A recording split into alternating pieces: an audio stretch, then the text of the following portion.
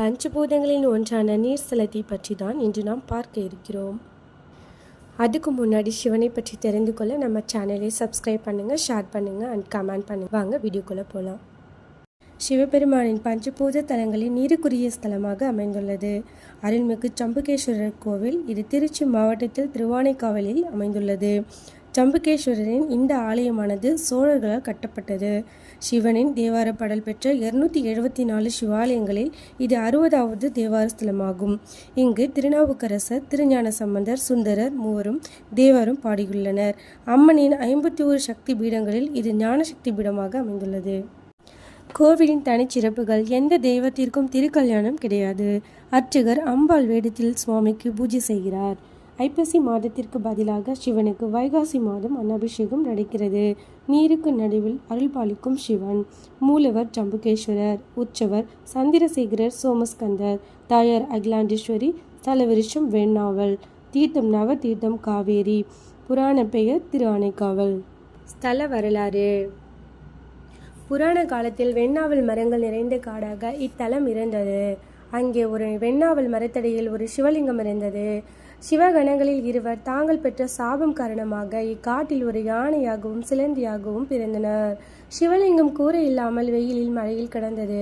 சிலந்தி சிவலிங்கத்தின் மேல் வலை பின்னி வெயில், மழை மற்றும் மரத்தின் சரகுகள் லிங்கத்தின் மேல் விழாமல் காத்தது. யானை காவிரியில் இருந்து தன் துதிக்கை மூலம் நீரும் மற்றும் பூவும் கொண்டு வந்து வழிபட்டது. யானை சிலந்தி பின்னிய வலையை அசிங்கமாக கருதி அதை அழித்து விட்டு சென்றது. சிலந்தி மறுபடியும் வலை பின்னி தன் வழிபாட்டை தொடரும். தினம்தோறும் இது தொடர யானையை தண்டிக்க நினைத்த சிலந்தி யானையின் துதிக்கையில் புக யானையும் சிலந்தியும் போராட கடைசியில் இரண்டும் அடைந்தன. இவற்றில் பக்திக்கு மெச்சிய சிவபெருமான் யானையை சிவகணங்களுக்கு தலைவனாக ஆக்கினார்.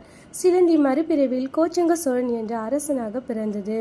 பூர்வ ஜென்ம வாசனையால் கோச்சங்க சோழன் யானை ஏற முடியாதபடி குறுகலான படிகளை கொண்ட கட்டுமலை மீது சிவலிங்கம் ஸ்தாபித்து 70 கோயில்கள் கட்டினான். அவை யாவும் மாடக்கோயில் என்று அழைக்கப்பட்டன.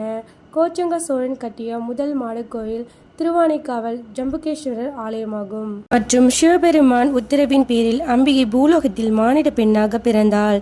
இங்கு காவிரி நீரில் லிங்கம் பிடித்து வழிபட்டாள். சிவன் அந்த லிங்கத்தின் எழுந்தருளி அவளுக்கு காட்சி தந்தாள். அம்பிகையால் நீரில் லிங்கம் உருவாக்கப்பட்ட தலம் என்பதால் இது பஞ்சபூத தலங்களில் நீர்த்தலமாகும். பிற்காலத்தில் ஜம்பு எனும் முனிவர் சிவனை வேண்டி இங்கு தவமிருந்தார். சிவன் அவருக்கு காட்சி கொடுத்து நாவல் பழப்பிரசாதம் கொடுத்தார். பழத்தை உண்ட முனிவர் அதன் புனிதம் கருதி விதையும் விழுங்கிவிட்டார். அவர் விழுங்கிய விதை வயிற்றுக்குள் முளைத்து தலைக்கு மேலாக வளர்ந்து அவர் சிரசு வெடித்து முக்தி பெற்றார். நாவல் மரத்துக்கு ஜம்பு என்று பெயரும் உண்டு. அம்பிகை அமைக்கப்பட்ட நீர்லிங்கம் இந்த மரத்தின் கீழ் அமைந்தது. பக்தராகிய ஜம்புவுக்கு முக்தி தந்ததால் சுவாமி ஜம்புகேஸ்வரர் என பெயர் பெற்றார். இந்த தலத்திற்கு நீங்கள் சென்று வந்தால் சகல தோஷங்கள் நீங்கும், திருமண தடை விலகும், குழந்தை பாக்கியம் கிட்டும்.